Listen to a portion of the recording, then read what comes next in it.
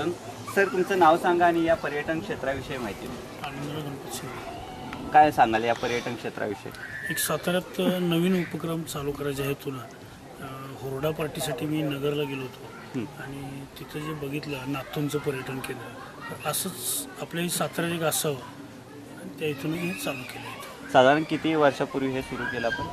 5 वर्ष काम चालू आहे पण 6 महिने झालं चालू आहे. बरं, काय काय मिळतं या ठिकाणी आणि कशा कशा प्रकारे या ठिकाणी गोष्टी आहेत? इथं सरी फळझाडांची एकूण 3000 रुपये आहेत. बरं. त्यात मसाला पिकं सगळे आहेत, प्रत्येक प्रकारची फळझाड आहेत, भाजीपाला सगळा आहे सेंद्रिय आणि त्याच्याबरोबर एक पूरक व्यवसाय म्हणून कृषी पर्यटन केंद्र चालू केलं आहे.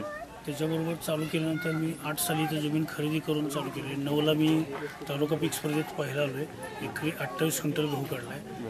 10ला डॉक्टर जे.के. बसू सेंद्रिय शेती व आधुनिक शेती सातारा जिल्हा परिषदेचा प्रथम क्रमांक मिळाला आहे. 11ला मला विभागाचा शेतीनिष्ठ पुरस्कार मिळाला आहे. त्यानंतर 12ला महाराष्ट्र राज्य कृषी पर्यटन गौरव पुरस्कार मिळाला आहे आणि आत्ता 13 सालचा राज्य शासनातर्फे वसंतराव नाईक शेतीनिष्ठ पुरस्कार मिळाला. किती प्रकारच्या वनस्पती या ठिकाणी आणि कोणकोणत्या आहेत? इथं एकूण 100 प्रकारच्या वनस्पती आहेत. बरोबर. सगळी फळझाडं आहेत, फुलझाडं आहेत आणि सगळी सेंद्रिय पालेभाज्या सगळे आहेत आणि जे इथे येणारे पर्यटक आहेत त्यांना इथलाच भाज्या वगैरे आम्ही करू. आणि काय काय सुविधा या ठिकाणी दिल्या जातात? इथं सुविधा आहेत.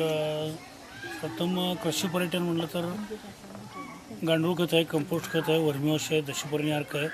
त्याच्याबरोबर इतर फळझाडांची रोपे विक्रीसाठी असते ती आणि त्याच्याबरोबर लहान मुलांची खेळणी आहेत, स्विमिंग टँक आहे, बोटिंग आहे, रेन डान्स आहे, नेट क्रिकेट, आर्चरी, नेमबाजी, डॅटबोर्ड, बैलगाडीतून शिवार फेरी असते.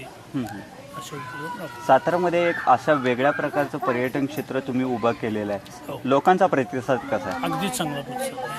आणि या ठिकाणी फीचे चार्जेस वगैरे कसे आपण लावतो? इथं आम्ही 350 रुपये घेतो एका पर्यटकाकडून. त्यात चहा, नाश्ता, जेवण, कोल्ड्रिंक किंवा आईस्क्रीम देतो आणि त्याच्याबरोबर असणारे सगळे खेळ.